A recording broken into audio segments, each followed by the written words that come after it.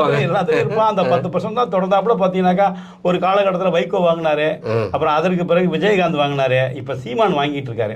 எனக்கு தெரிஞ்சு விஜய் வந்து யாரை பாதிப்பார் அப்படின்னாக்கா சீமானை தான் பாதிக்க அதிக வாய்ப்பு இருக்கு. சீமானுக்கு ஹெவி டேமேஜ் ஆகும். ஏன்னா அது எல்லாம் அந்த தேர்ட் ஆல்டர்னேட்டிவ்காக போடுற ஓட்டு.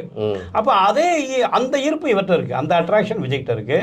ஆனால் அதை தாண்டி அவர் ஒன்று டெவலப் பண்ணணும், அந்த ஓஷாரியும் ஜாஸ்தி பண்ணணும்னா கொஞ்சம் திட்டமிட்டு வேலை செய்யணும். இப்போ கோயம்புத்தூர் நடத்தினாரு பூத் கமிட்டி அந்த கூட்டம், அதுக்கான அதுக்கு ப்ராக்டிஸ்க்காக அந்த பூத் கமிட்டி ஏஜென்ட்டுக்கு கொடுக்கக்கூடிய பயிற்சி வகுப்புன்னு அதில் வந்தவங்க யாருமே அந்த பூத்தில் போய் ஓட்டே போடலைன்னா 18 வயதுக்கு கீழானவர்கள் பெரும்பான்மையானவர்கள் ஒரு 4 தடவை அந்த பூத்தில் போய் ஓட்டு போட்டால் தான் சார் பூத்துன்னா என்ன, எலெக்ஷன்னா என்ன, அது எப்படி நடத்தணுன்றது ஒரு 4 தடவை ஓட்டு போட்ட பிறகு தான் அவங்களுக்கு தெரியும்.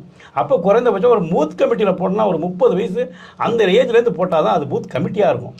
அப்படி பார்த்தா யாருமே எந்த வேலையும் ஏதோ ஒரு தொடக்கமே இருக்காதுல்ல. அவருக்கு 40 விஜய்க்கு செட் பேக் 45 50 வயசு வரும் உள்ளவங்க அந்த கட்சி